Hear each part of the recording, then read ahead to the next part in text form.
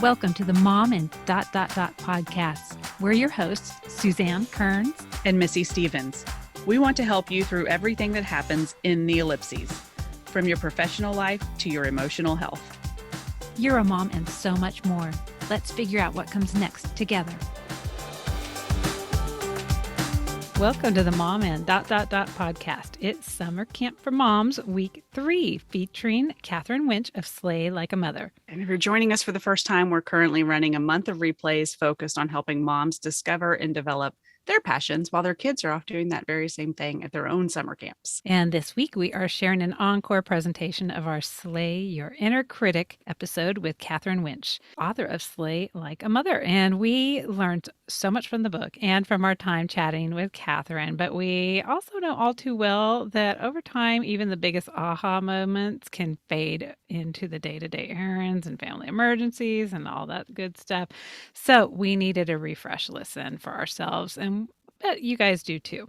Yeah, this episode really focuses on the dragon of self-doubt that so many moms, like the two of us, really have. And we spend a lot of time downplaying our accomplishments and feeling like nothing is ever enough. And Katherine's goal is to help moms build a really strong foundation of self-love so that they don't need to rely on it from outside sources. I love that. Yes. And if you're like us and thinking, well, that's easier said than done, you are not alone. In fact, she informs us that 9 out of 10 moms say that they live with self-doubt and this inner voice that is meaner than the meanest mean girl. And because I like specific nitty-gritty to-dos, I love the exercise she walks us through on how to start teaching your mean inner voice some manners. Such a great idea. Yes. And she also has this video on her website where she walks a group of moms through this exercise, and it's only 3 minutes. And so it's really worth a watch. But if you listen to the whole episode, you'll get some more on that. And then we link to the video in our show notes. Yes. And she also gives us some tips on how to stop scheduling your time like other people deserve it more than you do.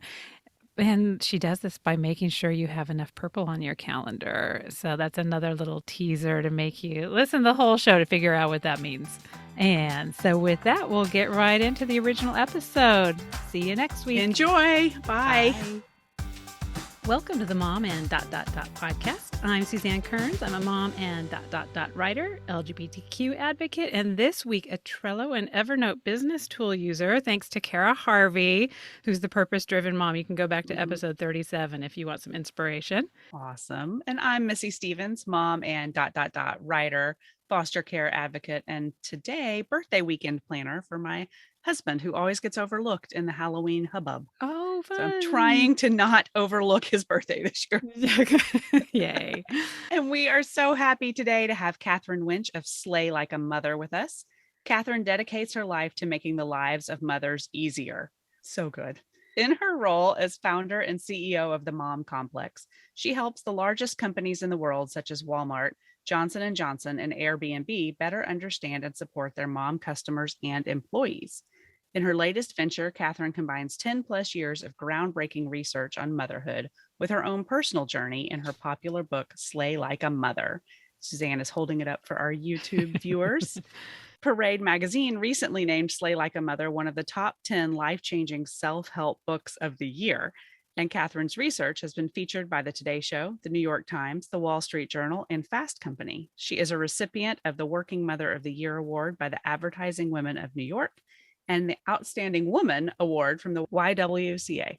And most recently, Woman of the Decade Award from the Women's Economic Forum in India. So welcome, Katherine. We're so happy you're here today. Thank you for having me. I am grateful to have the opportunity to talk about this stuff. And now, before we dive in, we've gone through your bio, but can you just tell us a little bit more about yourself and the road that led you to all the wonderful things that you're doing? Yeah, absolutely. I grew up in a very loving, supportive household, but didn't always feel that love inside. And so I would say that my upbringing, that I spent 20 years of my life from age 15 to 35 with what I refer to as a dragon of self-doubt deep inside my soul, that no matter what I achieved, what I accomplished, I never felt good enough, thin enough, nice enough, patient enough, accomplished enough, whatever enough. Yep. And so I had the trappings of success on the outside, but I was fairly hollow on the inside, I will say. Mm. But I went to lots of therapy. I'm a huge advocate of therapy and drank lots of red wine, watched lots of Oprah episodes, read lots of self help books. And I finally learned to love myself from the inside out and not rely on it, from other people. So that was a pretty massive shift in my life. Yeah. I'm 44 now. That Yeah. happened at 35 and much, much, much happier now. Oh, that's amazing. Amazing. Thank goodness So, for Oprah. Yeah. yeah. Yeah. Preach. Right. I mean, I think between Oprah and some of her regular guests, hmm who's the life coach? My brain has left the building. Martha Beck was Oh, Martha amazing. Beck. yes. Yes. Like, I Yep. think they changed a lot of women's lives. So thank you No for doubt. them. I was just quoting another one of Oprah's gurus is Ian Van Sant. Hmm. And she had this quote. I went to one of Oprah's conferences and Ooh. Iyanla was presenting. And this quote she put on the screen said that the life you want is just on the other side of the labor pains it will take to birth it. And it was so Hmm. beautiful. And it was the first time that it really registered with me that I could change my life. I could live a different life, but I would have to go through some pain and I would have to go through some hard work and I would have to have some hard conversations with myself, with other people. Yeah. And yeah, and I used to watch Oprah's episodes late at night after the kids had gone to bed, and my husband would come downstairs, and I would just be crying on the couch. And Yes. he's like, "Oh my god, what's happening in here? I'm going back upstairs." So alarmed, but I was like, "I'm healing. It's okay. I'm healing. Don't mind me. I'm just healing over I I'm here. healing. know. I'm healing. It's good. It's good. They're good tears." All the husbands are like, why do you do this to yourselves? It's very overwhelming to the husbands for Yes. sure. Reckless. Oh, I God bless. love it. Well, you've already touched on this a little bit, but talking about this mean dragon, this inner voice who's so nasty. And your research actually says that 9 out of 10 moms, that's huge, live with frequent or constant self doubt. And they have a negative inner voice that they describe as the meanest mean girl. So, how do we start getting a hold of that and separating that mean girl voice from the truth and learn how to ignore her, if not completely shut her up? Yeah. Well, the first thing you have to do is you have to hear the voice. And so many of us are just walking through life, yelling at ourselves, annihilating ourselves. You're fat, you're ugly, it's a miracle people like you. I mean, all of this rhetoric that runs through our minds, and we Mhm. don't even know it's happening. And so, I always recommend take out a post it note, a pen. And when you hear that negative voice say something, just write it down. And my Mhm. therapist had me do that many years ago. And she asked me to write down the last terrible thing that I said to myself. And I thought it took me 2 seconds. And I wrote down, "You are a poor excuse for a strong woman." Oh, And there was something really magical about seeing that statement in my own handwriting. So the first step is you have to hear it. And the mhm. second step is it has to get outside of the inside of your body, meaning write it Mm. on a piece of paper is the first step. Then you can say it out loud, like, guess what I said to myself? And you have to own this voice because if you just ignore it or you're blind to it, of course, you'll never be able to help it go away. And Mhm. so awareness is job number one. And then once you start to hear it and you're making these notes, eventually it is a practice, but you can basically teach it some manners. And I'll give you a quick I example. love that. So I like to ride the Peloton bike. And back when one traveled, I was at a hotel for a business meeting. They had a Peloton bike in the hotel gym. So I'm in the gym and I do my workout on the bike. And at the end, I'm stretching and my hands are rested on the top of my backside. And I grab what feels like two handfuls of cellulite. And the negative voice in my head says, "Oh my gosh, what must that look like?" And, I'm looking around. Can anybody see my cellulite? Can they see it? And so, first of all, I heard it. I heard the voice say, "What must that Mhm. look like?" And I said, "I'm going to teach this voice some manners." And so I took a deep breath and I said, "What this looks like is that I got my ass out of bed and I put it on a bike. That's what this looks like." And Brilliant. so you really can have the last word. You can teach it some manners, but again, it requires hearing it in the first place and admitting it. Oh, so you have on your website, and we'll put it in our show notes, a video. It's like a 3-minute video of women kind of going through this exercise and then sharing with another woman what their mean voice told them to write down. And I told Suzanne I cried while watching it. It was so moving. And so I don't want to watch it now because I don't want to cry during our interview, but I highly recommend that people go find it, and we will link to it because it's really powerful. And then hearing you talk about it in terms of teaching it manners Mm-hmm. that's huge, Yeah. huge. And it was really powerful for those women, these women, as your listeners will see when they watch it, they didn't know what they were doing. They showed up, it was blind, and we asked them to impromptu write down the last terrible thing you said to yourself. And now you have to read it to a stranger. And there were a lot of men that were working on the set that day. The director was a woman, but a lot of men were there and they knew the premise of it. And one of the men said to me, Katherine, how do you know that these women that you don't even know are going to have terrible things to say about themselves? What if they show up and they're like, I'm beautiful? And I was like, ha ha, no. You silly, silly He was man. like, aren't you going to waste a lot of money if all these ladies just show up and they just love themselves? And I was like, oh, that's not, I have no concern that that is going to be the case. But it was really powerful for those women to own it and to say it Mhm. out loud. And yeah, it's a really moving moment. Oh, Oh that's my amazing. gosh. Yeah. And so, okay, so I'm kind of a nuts and bolts kind of person. So you write it down. Mhm. Like, is this something that you collect to see where you've grown from, or do you like light them on fire in a ceremonial airing of the grievances? Like, what is what? How do you take that then the next day and the next day after that? Yeah, I mean, for me, I think it depends on the individual. But for me, I have a journal and I'm not a big journaler. I mean, it's not a lot of prose, it's not that long.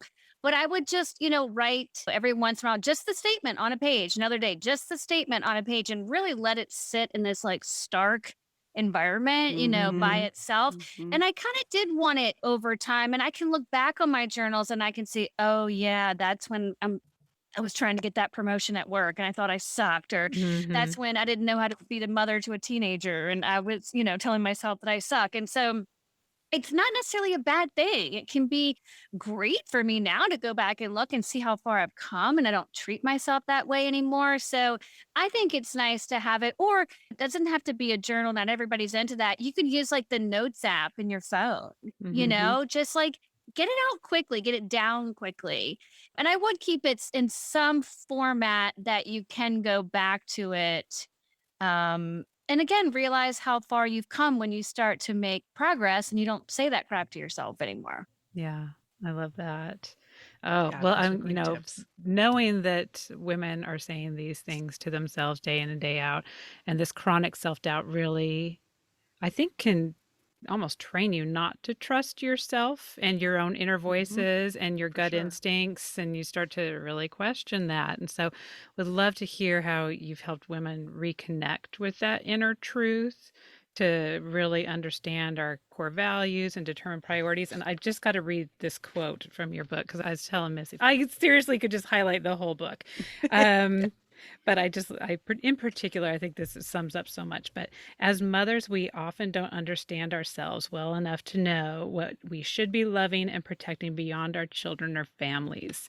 In its Mhm. simplest form, my path to freedom from self doubt boiled down to knowing myself, loving myself, and protecting myself. The Oh, problem is that too many of us have been skipping the first step. So, this idea of knowing ourself and mhm. knowing that the person that we think is ourself is really the self we think it is because of this ongoing self-doubt that that mean voice in our head can have over time. So just would love to hear how that's played out for you and people that you work with. Yeah, it's pretty interesting. In school we studied, math and science and the arts and the weather, and we study everything. We don't study ourselves. We know nothing about ourselves at all. I see Mhm. mothers all the time. They know everything, like you were just saying, their kids like to eat. And it's like, well, what do you want to eat? And they're like, what? Like, Yeah. I don't know. I don't know. And I remember people used to ask me, like, well, what do you do for fun? And I was like, what?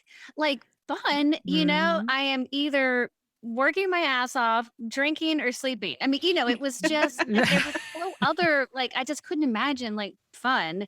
So I will say self-help books, I think, are a wonderful avenue into learning about yourself. Certainly Slay Like a Mother, you make it through my book and you're going to learn a lot about yourself and be forced to write down these exercises and answer these really hard questions. And I'll give you an example from, if you're not ready to jump into a whole book, Martha Beck, who we were just mentioning, who was Oprah's Mhm. life coach. One of the books that changed my life that I read from her is called Finding Your Own North Star. Mhm. And so this Mhm. is an exercise that Martha shares that you can just do today. And, you don't even have to read a book. And that is you take a piece of paper and you draw a line down the center. And on the left hand side of the page, you make a list of all the activities in your life that really drain you, that just Oh. kind of zap your soul. They make you really email is on the left-hand side of my page. I hate emails. I hate reading them. I hate writing them. They weigh me down, not fun for me.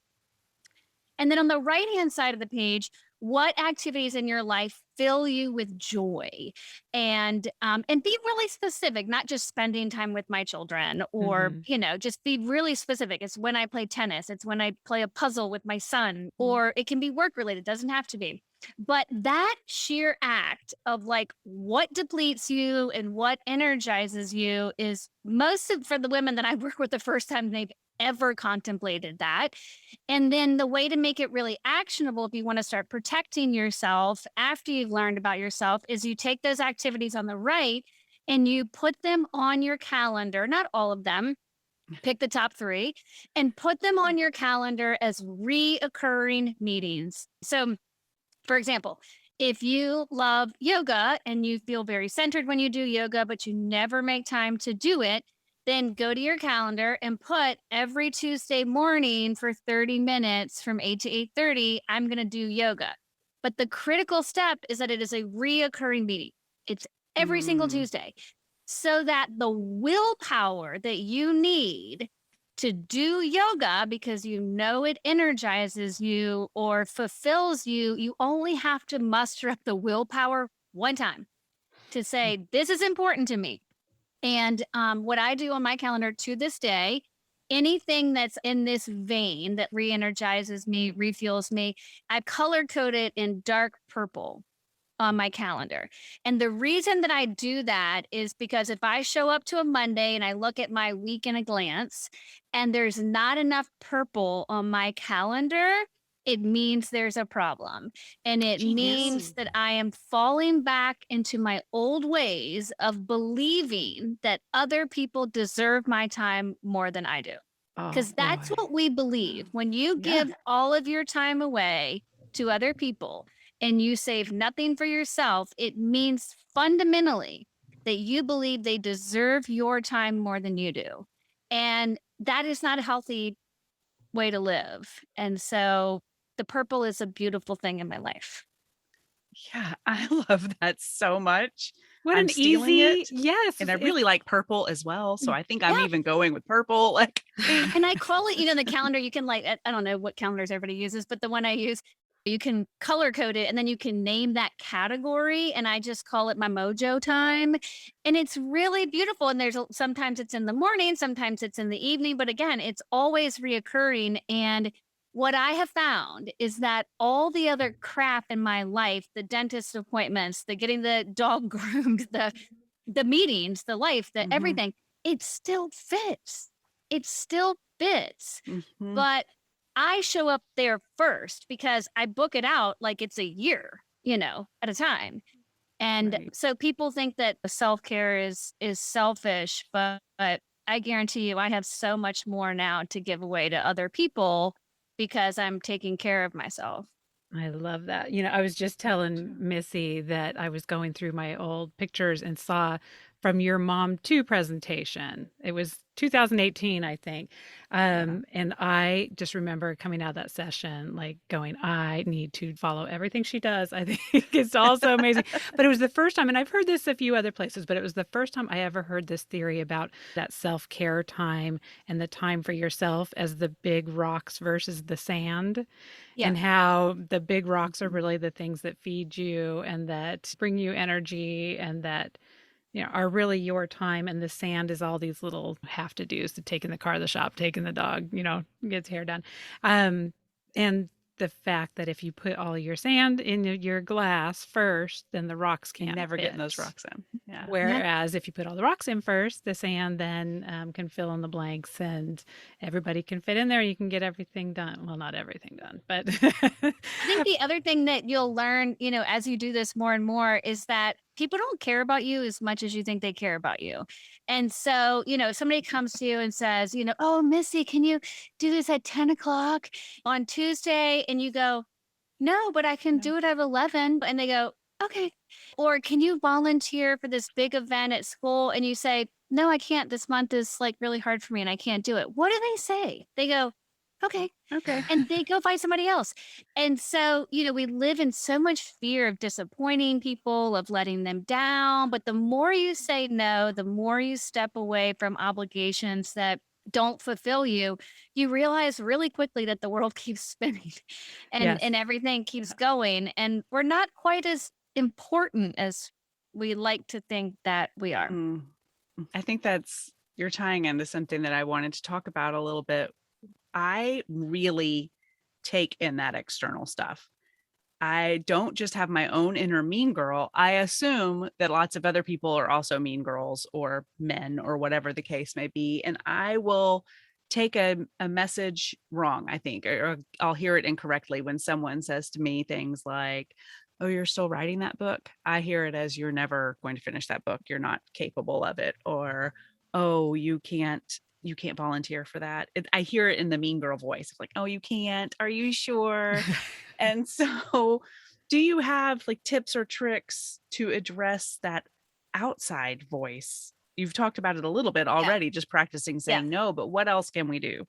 Well, I love your honesty there, and I will tell you in a very blunt way that you are the problem in those scenarios, and that you're never going to get rid of the external like reverb. I mean, people when they want you to do something, if you say no or they think you should write the book faster, like that's never going to change. You're never going to be able to make people not say things like that to you. And you Right.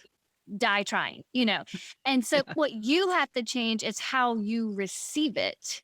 And what you're describing is like a filter that it goes through right in front of your face. Like they're just like, oh, you're still working on that. That's a fact. They're just saying, oh, you're still working on that. And you You're hear, right. why are you so slow?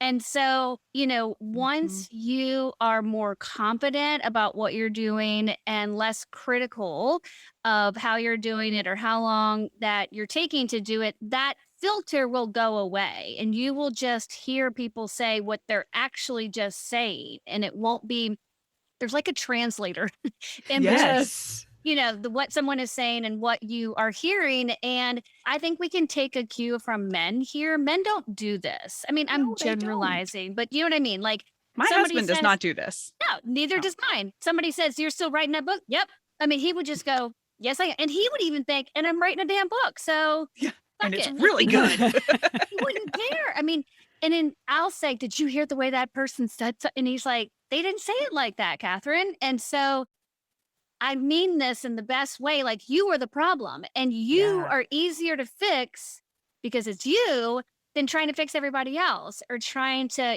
wear this armor so that you don't get hurt. And to just throw a different metaphor in there in case it's helpful, I think it's like being a sailboat and not having a rudder.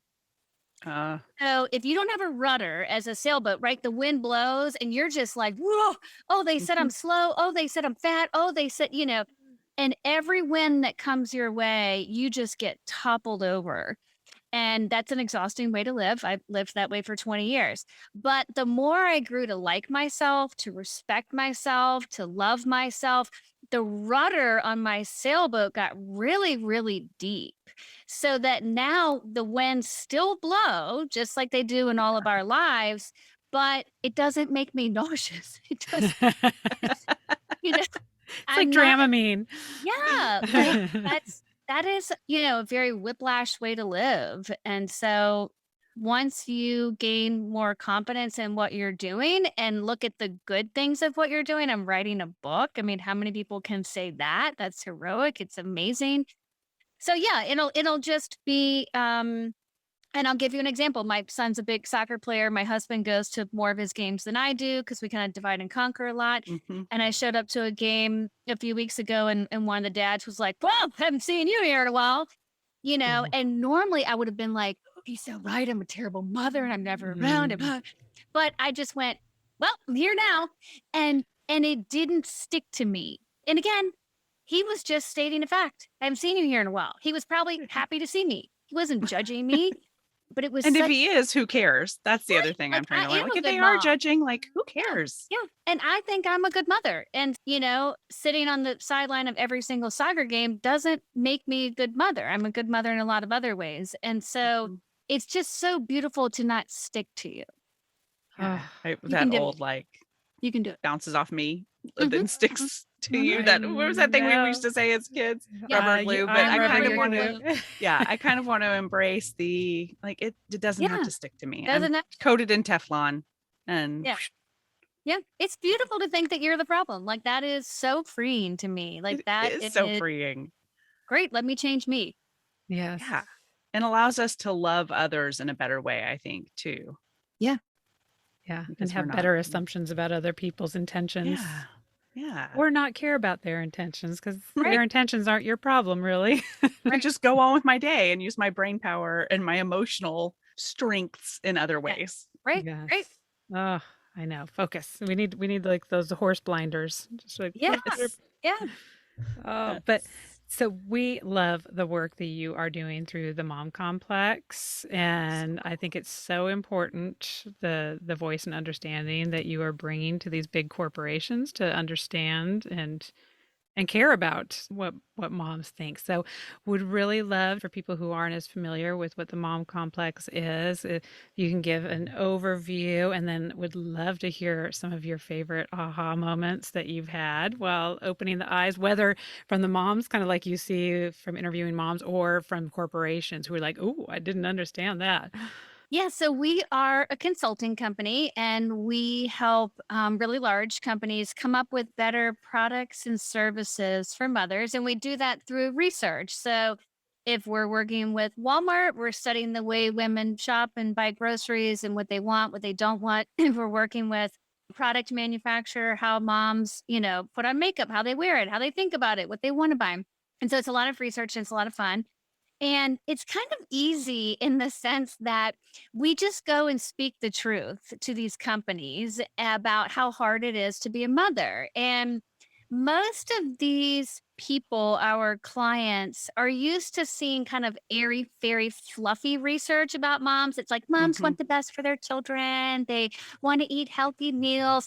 And there's just no teeth in it, where we come in and Mhm. we're like, moms are exhausted, they're overwhelmed, they're, ordering takeout 3 nights a week. Yep. And we just tell it like it is. And I think it's so eye opening to these companies who have had such rose colored glasses on Mhm. when it comes to, I mean, they think we're all June Cleaver and, we love nothing more than baking and cleaning. And it's, it often feels like the 1950s. Mhm. Yes. And so, it's easy and it's rewarding in that sense.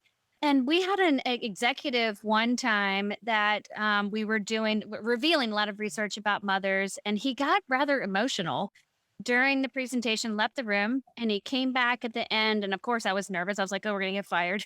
Why would he leave in the middle of the presentation? And he came back in and he said, "Catherine, I had no idea how hard it is to be a mother. And if I had known, I would have been a better son and Oh. a better Oh. father." And, and I thought, wow, like it was so eye opening that in his own life, he had not realized it, with his own mother, with his wife. And he said, I'm going to go home and buy my wife a massage like right away. So I've had a lot of aha moments like that where it's empathy building, and we can see men in particular gain a lot of empathy because, as women, we keep this stuff to ourselves and we act like everything's great and we act like everything's perfect and we don't often reveal our struggles. And so it's so eye-opening and wonderful. And then just a quick product or service example. So many years ago, we worked with Walmart in the UK and we were studying the way women shop and mothers shop. And what we realized, which is so obvious, but had never occurred to us before, is the pain point of a mother putting an infant car seat on the Oh, top of a shopping cart and trying to navigate. So you completely block your line of sight. You can't yep. see anything in front of you. Yes. It's above your head practically. And so we helped them come up with the idea that for parents with young children that there was a different style shopping cart that was lower and wider so that you could put the infant car seat on top of it and have a more enjoyable shopping experience. But you just don't see a lot of that empathetic Mm-mm. outreach to say we understand that shopping with a young child is challenging and we want to make this easier for you, but it was all through researching mothers and them opening up and being honest with us about how painful it is. So that was a fun Right. project. Oh, and I'm sure very appreciated by all those I was shoppers gonna as say, I wish I had well. had that when I was blindly going through the stores. I Mhm. hated shopping with my I littles, know. hated it for a number of reasons. I just But I had a feel like little that's a, flashback. Yeah. yeah, that's a thing that could have been at least a little more enjoyable. Yes. Yep. So, what does that research process look like with the moms? I know there was the video that Missy was referring to with, all sitting in the room, but like, what does that really look like when a company comes to you, has this question or has a product? So, do you have a set group of moms that you go to, or is it based on particular needs? Is it geographical? Like, what does that look like for y'all? The moms are definitely based on a particular need because a client might want to study third trimester pregnant millennial women because they're a Hmm. hospital chain. Mhm. Or it might be mothers who are caring for their own mothers, they're aging seniors. And so we have to keep that pretty flexible. And Mhm. then there's two main research methodologies. It's all qualitative research that we do. And the two main tools are one, we don't believe in focus groups of getting, eight strange moms who don't know each other and you put them in this like lab Right. rat like facility and they all Yeah. just lie. All the moms show up and they're like, oh, I get broccoli 3 meals a day. My husband's really helpful. You know, everybody just lies and you get the same research that I was mentioning before that we don't want to Mhm. deliver. So we throw opinion parties instead. And that's where it's 6 to 8 mothers, but they all already know each other. And so the guard That's comes nice. down, there's no posturing involved, and we'll do a whole bunch of them. It's not like we just interview 6 women, but Right. they call each other on things, if somebody's like, "Oh, we're really healthy," and then, another mom's like, "What are you talking about? You get takeout every other day." And so it's just the truth comes out a lot faster and it's more comfortable for the women. So that's one tool we use a lot. And the other is we have a research app that will ask like around 40 women all across the country, moms, to download on their phone for 7 days. And we are just hitting them with activities and exercises and videos. So let's say we were doing something for like a cosmetic company, it would be, take pictures, under your vanity of all your makeup, your like makeup graveyard, Yeah. don't want to throw away and you overspent and Mhm. then, submit selfie videos of how you feel putting on makeup or what you wish you knew. And this, similar to the opinion parties, the methodology that we use is designed to prevent posturing. So they're not in a group environment and they're going to be really raw and really, frank about things. And we're also, it's not a survey where we're just asking them to recall in this very clinical, we want to see the videos, we want to see the tears, we want to see the frustration. And so those are the two tools that we use the most frequently. That's so I innovative. wanna have opinion parties. I know. Oh, and they're fun too. Like, Yeah. and the other thing I'll say about opinion parties that are different than focus groups, which we really fought against was, in a traditional focus group facility, the clients are watching behind like a Uh-huh. one-way mirror. And Creepy. it's Yes. really bizarre to me that this like you're voyeurs, like you're back there and you're like eating M&Ms and you're watching these Yes. women I've and been one of those people oh, before, and it's as bizarre on the other Bizarre. side. natural. Yeah. It's not Yeah. natural. It's not normal to me. When I started doing them in the beginning of my career, I was like, nobody's saying this is weird. And so a lot of times with our clients, if it's Johnson and Johnson or somebody, we will have opinion parties and at times invite the clients into the room. Like, let's be together and let's tell these women that you're trying to help them. And what should you hear? And you can ask questions too instead of passing everything through the moderator. It was such an unnatural environment for Mhm. people that are trying to help these women to not be in contact with them was so strange to me. And it's really hard to dodge the reality of what you hear if you're in the room with somebody. Right. Like it Yep. makes it everybody is having a more honest experience. I love it. Yes. I Yeah. love it. My next family gathering is going to be an opinion party. Yeah, we're gonna pretend we're doing research. Yes. Right. There's always something to learn. Always. Oh my Yeah. gosh. Now, if listeners are like, "Ooh, I'd like to be involved in that," or whatever, is it someplace where people can sign up to be involved in an upcoming party? Like, how do you filter those people? Yeah, absolutely. You could go to our website, momcomplex.com, and send us an email. And we have a database that we call our Maverick Moms. And that's where we pull from for opinion parties or, sometimes we do private Facebook groups around that. So you can reach out to us even on social media at the Mom Complex on Facebook and Instagram, and we can sign you up.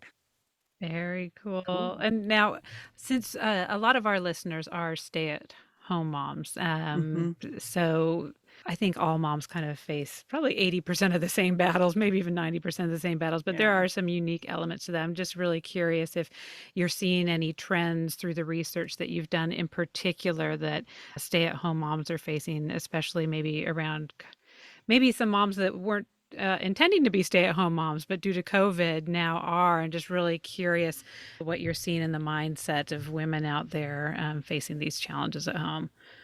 Yeah, I think unfortunately in our country, stay-at-home moms are undervalued and Mhm. underappreciated and under-respected. And I think Sure. that when we interview the stay-at-home moms, they, often think they have the greatest guilt because or self-doubt because they're not, financially earning for their family and everybody at the Mhm. cocktail parties. The first question in the United States of America is, what do you do for a living? My husband Mm. is from Switzerland, and when we go to Switzerland, no one ever asks what I do, ever. It is Yes. never a topic of I'm always like, "I What wanna do tell they you about ask it? hike." They're like, "What do you do for fun? Have you been hiking lately?" Like, it's all, like, outdoorsy. It's like who you are as a human instead Uh-huh. of your occupation is maybe 20% of your identity there, where I feel like in the United States, It's it's much everything. higher.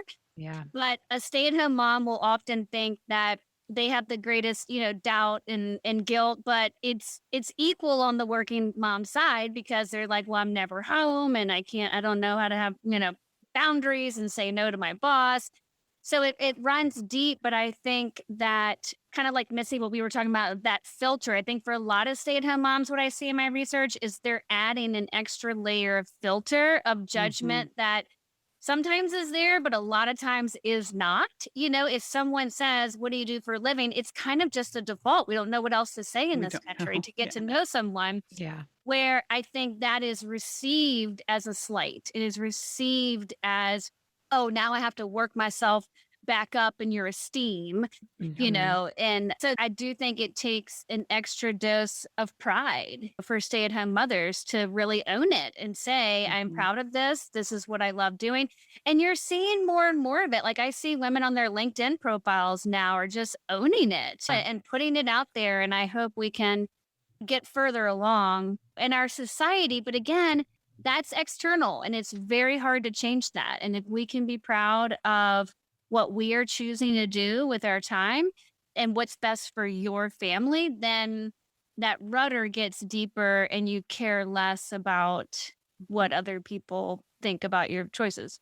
I love that. I was just looking behind me to see if I had Lisa Stromberg's Work, Pause, Thrive book because she, when we interviewed her, brought up a similar idea of just owning it and just this idea. And I said, I feel like I really did not a disservice to my daughter, but I spent so much time second guessing, like, should I be home? Should I not? Whereas if I had just soak in it, claim it, own it, and enjoy Right. it, and just be like, yeah, this is amazing that I have the gift of this time.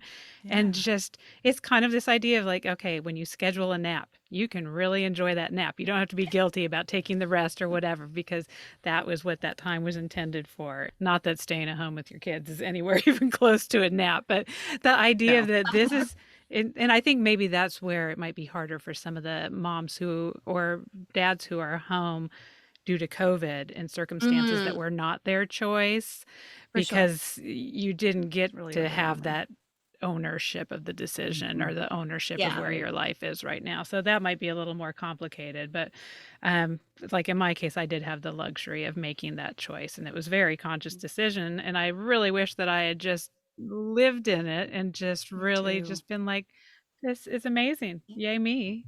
The other thing I'll say about, we talked about the calendar and the purple. I think it's almost more important for stay-at-home moms Mm. because you're with your children all day and it's a pretty thankless job, from your spouse, Yes. from your partner, from your children. And so you don't get a lot of attagirls. You don't get a lot of pats on the back that maybe those in a professional environment get.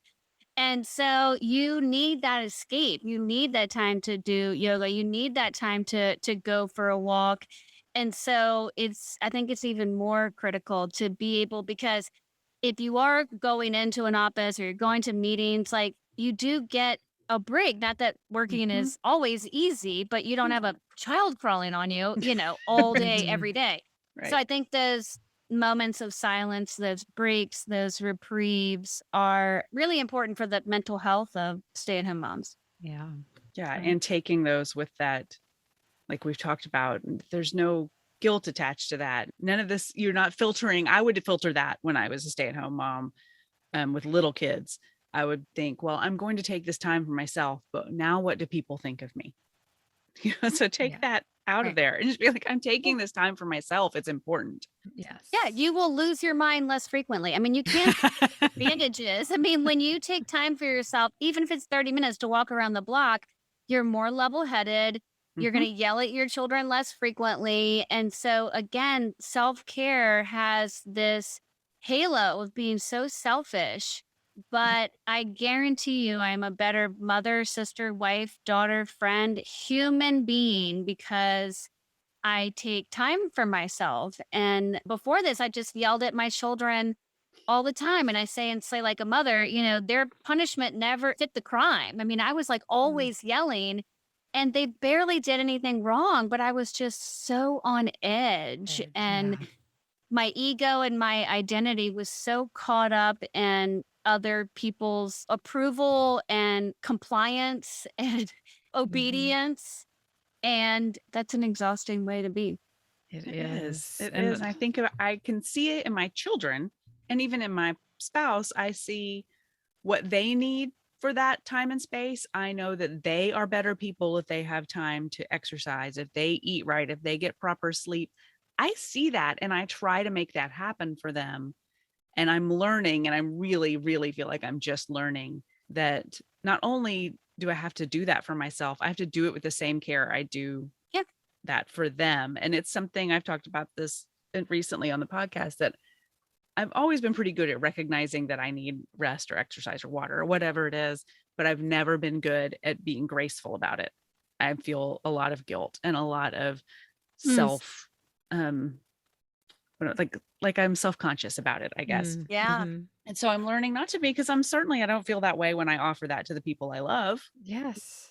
One thing that might help you, Missy, in addition to, put it on the calendar, which then reminds you that that's a priority. But I always say ask for permission in bulk. Go to your children or go to your spouse and say, hey, I'm feeling a little overwhelmed these days.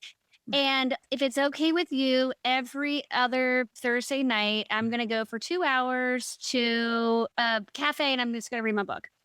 And are we good with that? Are we cool? Is that okay if I step away from our commitments and we can work around it? But are we good with that? And everybody goes, of course, mom, Yeah, sure. And so again, it's like you only have to get the courage to do that one time. And you've asked permission for like the next 8 weeks, because what happens is we get the courage once and we're like, oh, I'm going to go to a cafe and I'm going to read a self help book. We do it once and we never do it again, Mhm. because then life gets busy. And then we're like, oh, is it okay if I leave for, is it okay? Oh, it's not okay. Okay. I'll stay home. Uh-huh. And so doing things and asking for permission in bulk can be a really powerful permission slip. Yeah. Oh, I Yes, love that. I That's a know. fantastic tip that everyone can put into practice right now. Yeah, Yeah. I know. And and like we said, the husbands do it. And my husband, he plays video games with his friends. And this is not a diss on my husband. I love that he does this every Sunday. And it's, a certain block of couple hours. It's friends that he's known since high school and people in other countries. So And it's a cute. really special thing that they all get together and do. And I just love it. And I mean, if we're doing yard work He ends at goes, that time so that he See? can go in and do that. And it's such a respected block of time. The kids know it. I know it. And we kind of all do our own things and we don't need him Bravo. during that time. It's awesome. And you know what? I think it's really special that he does that, because I do think there are a lot of men who don't necessarily do that too. Agreed. They may take the time, but it's not like this really scheduled, mm-mm. intentional, hey, let's kind of family plan this time together so that we know what's going to happen and that you're not expecting me to do something this day. It's transparent. It's Yeah, transparent, it's very and you're transparent. not having to be like, "Oh, oh, oh, is it okay?" Oh, oh, oh, Yeah. it's in bulk, and it's and everybody knows there's no sneak attack of like, "I need a lot." I think women, like, we keep all this bottled up, and then we're like, and then all of Yes. a sudden it's like, "I've gotta get away for a month." I did that last week. I was fine, Yes. fine, fine. And then Thursday evening, all of a sudden, like something snapped. Yeah. And I was like, I am going to my room and I will see you all tomorrow. But that wasn't a really graceful way to handle it. I mean, I needed it. I took it, but it came out of nowhere. It sort of came out of nowhere to me. And when I was honest with myself, I could think about what led up to that, but it came out of nowhere for them. That Yes. everybody came home from school and work and we were all like, hey, it's great. And then all of a sudden I was like, I can't do this today. Can't do it. Yeah. Yeah. Yeah, But it's if I it's were reactive instead of proactive, like what we're talking about completely is reactive, being really proactive about having a breather.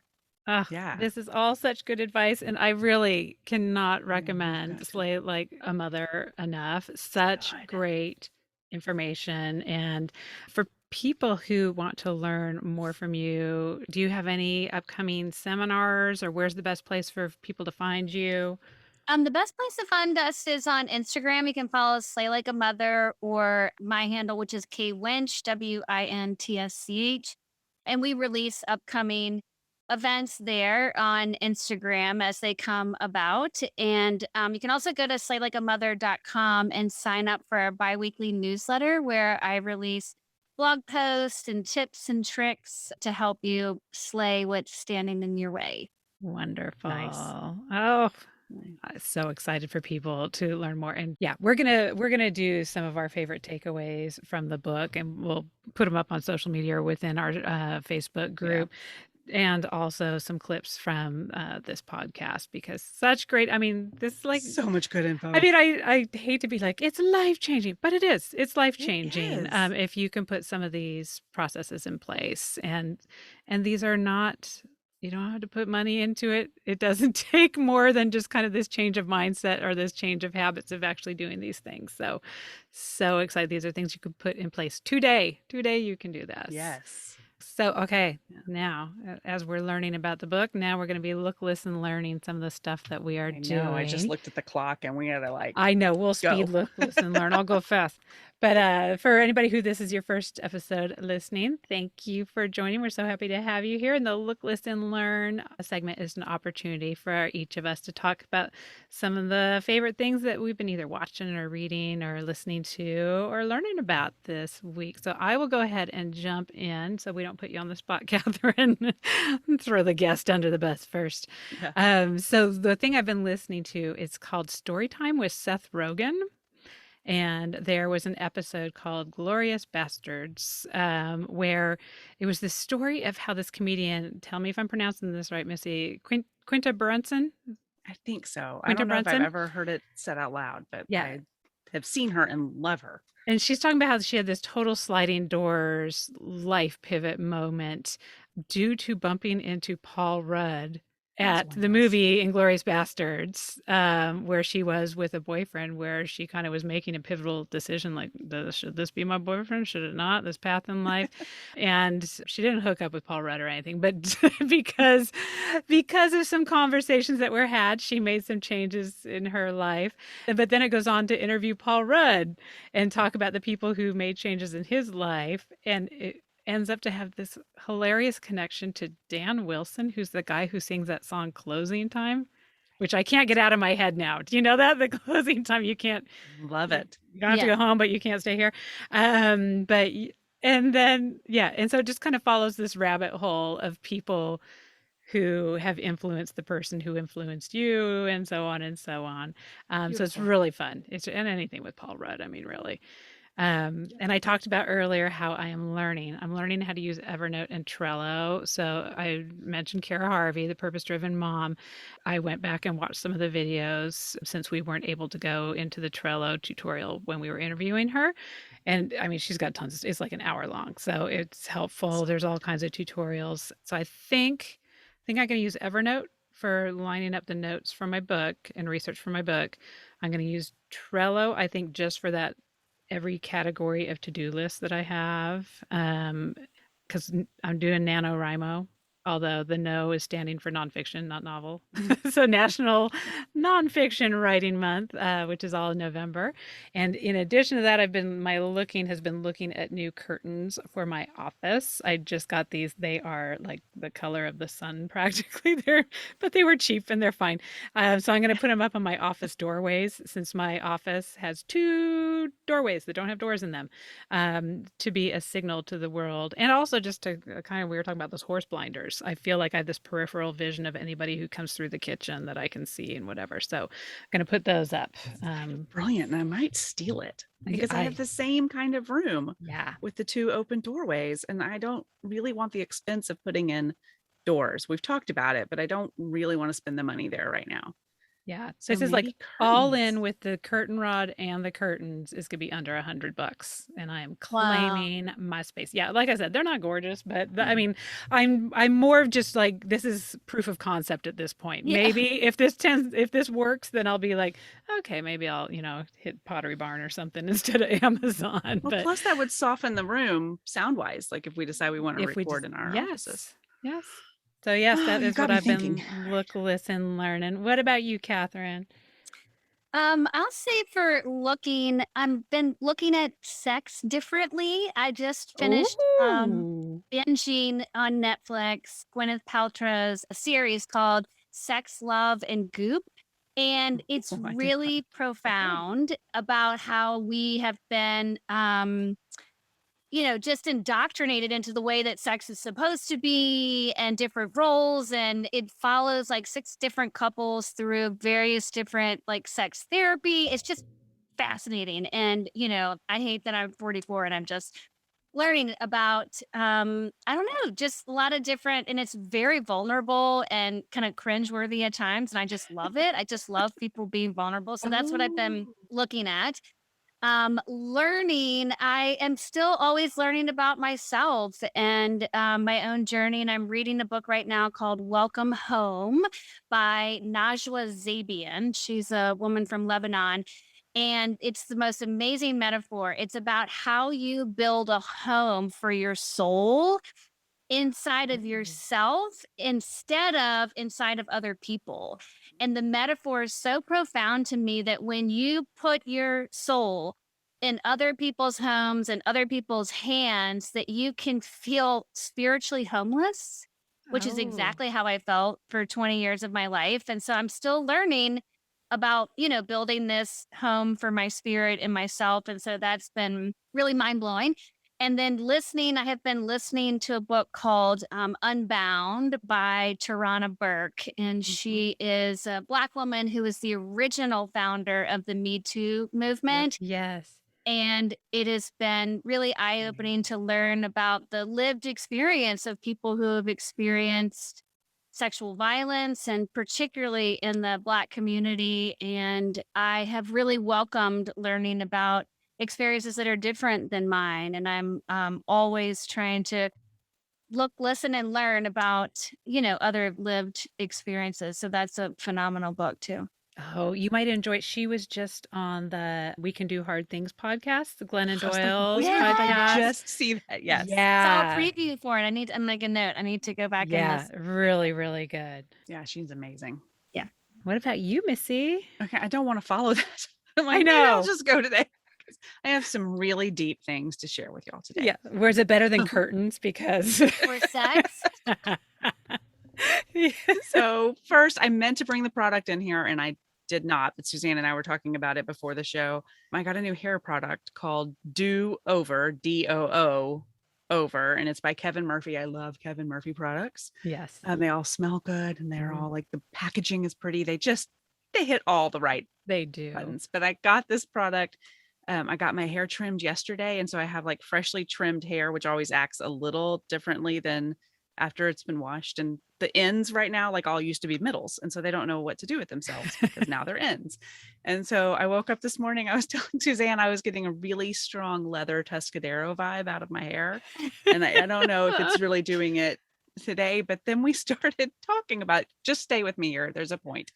So when I was a child, I was obsessed with Happy Days, obsessed, still really kind of love it. But leather Tuscadero was one of my favorites. And I just thought she was the coolest. I was trying to remember the hand move. Like She does this. Oh, snap. It's a snap. And you have to watch the YouTube if you want to see us doing it. We're so old. But I thought she was so cool and I wanted to be leather. And my other favorite character, not on Happy Days at that time, was Flo from Alice who worked in Mel's Diner. And so I've been trying to figure out just this morning and talking to Suzanne, like, what is it about those two women who appealed to me so much? And I think a lot of it is they both just said what they needed to say and they were very unapologetic about who they were. Yep. And I think that appealed to me as a very small child. And I think it still appeals to me now.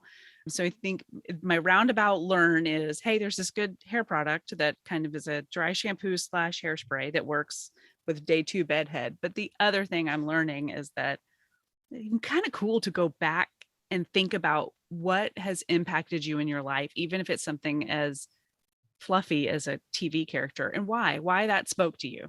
So that's my kind of silly learn. That is deep. It got kind of deep there, You from did. do-over hairspray to You brought it full circle. Meaning of your identity. yeah. I mean, I'm gonna think about it. I think I'm gonna write about it and try to figure out. There's got to be more there, and I just haven't worked my way around it yet. Yes.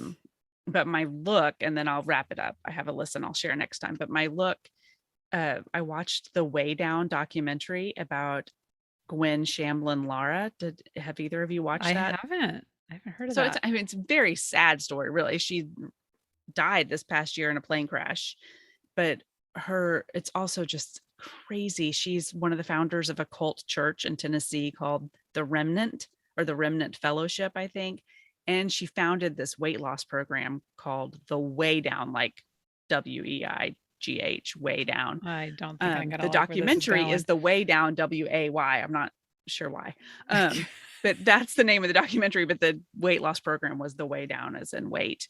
And she's a very interesting character. And I have thought about it a lot. I also watched some of what Suzanne recommended, that Midnight Mass show, which also has sort of a culty vibe. Let's put recommended in quotes. yeah. That is definitely do not watch while eating. That's so gross.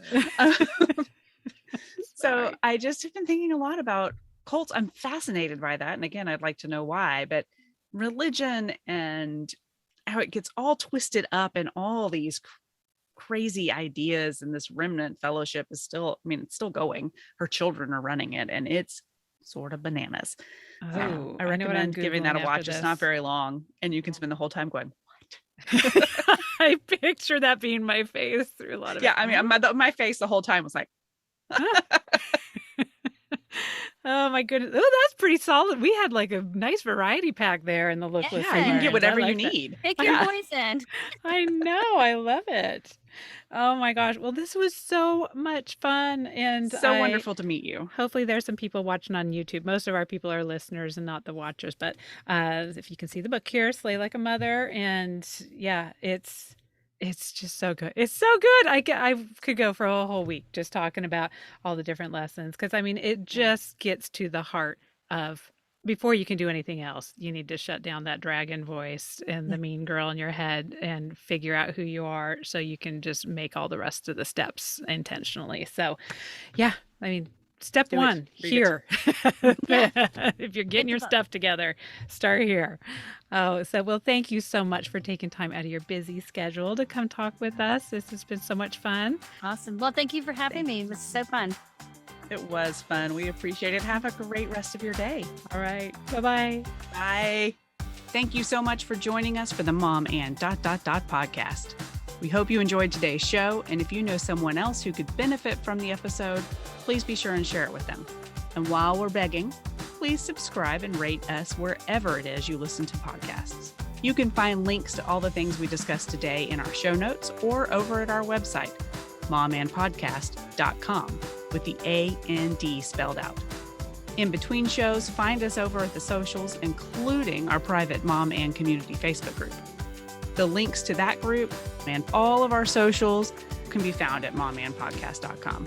Thank you so much for your support. We appreciate you more than you know. Now go out there and make your ellipses count.